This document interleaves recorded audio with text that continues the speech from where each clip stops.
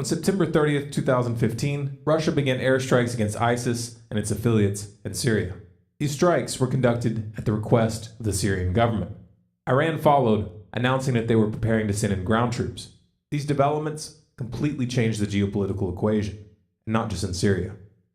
Western politicians and their corporate media lapdogs are obviously not happy about where this is headed, and they've taken to the airwaves in force to voice their condemnation. First, they claimed that Russia was hitting moderate US-backed rebels rather than exclusively focusing on ISIS. Of course, he moved all the capabilities in, he built the runways, he built the establishment, and then was ready to strike. And instead of revealing anything to carry from Lavrov or from him to Obama, he has a Russian general show up at our embassy in Baghdad an hour before it starts. And what's the first target? The people we are supporting in arming and training and equipment. What better way to stick their thumb in our eye? Hey, wait a second. On September 16th, General Lloyd Austin of the U.S. Central Command testified that there were only 4 or 5 U.S.-trained fighters in all of Syria, and now these fighters are supposedly in control of an entire region?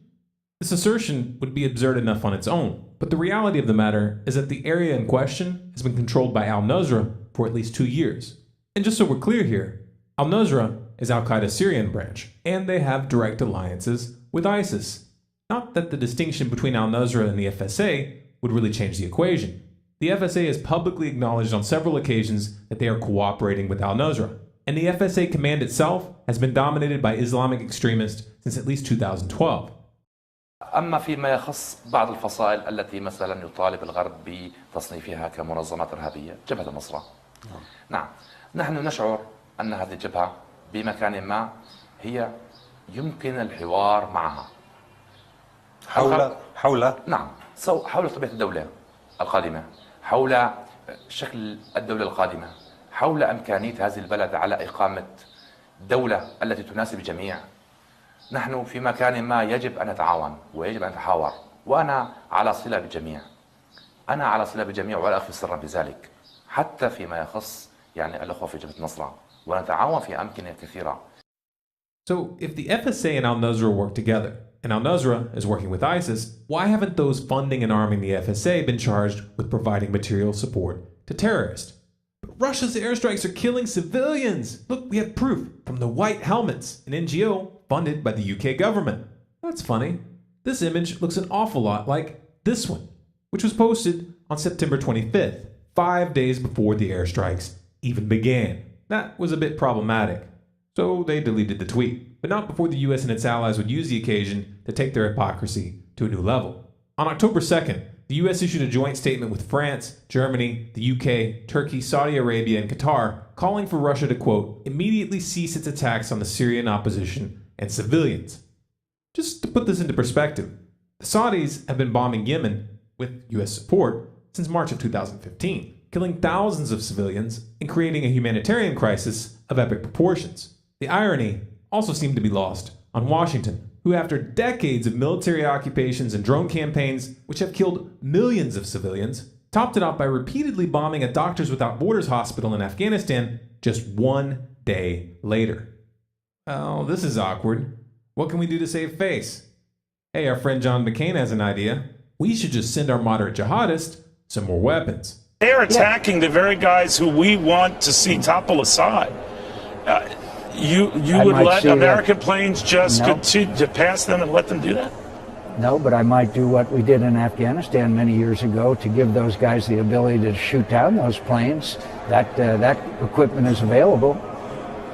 Who would be shooting them down? The Free Syrian Army, just like the Afghans shot down the Russian.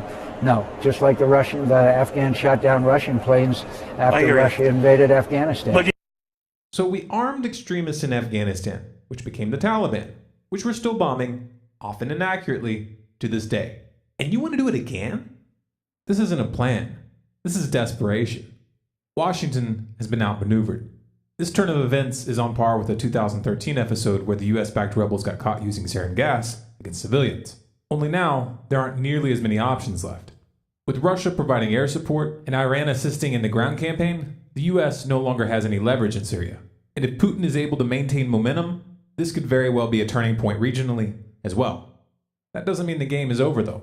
The US and its allies aren't going to just walk away from this. You can rest assured that Washington is scrambling to cook something up right now. And if the last few years are any indicator, this could get very interesting. This video is Creative Commons. You have permission to download and distribute any and all of our content through any venue, commercial or non-commercial. If you want more people to see this information, please remember to like, share, and comment. If you want to see how far the rabbit hole really goes, keep in touch. Subscribe to Storm Clouds Gathering on YouTube, follow us on Facebook, Twitter, and Google+, and you can sign up for email notifications of new releases on our website, stormcloudsgathering.com. We also want to say thank you to all of you who donated this past month to keep this project going, and to all of you who've offered to volunteer. There aren't enough hours in a day to respond to each of you individually, but you have made a difference.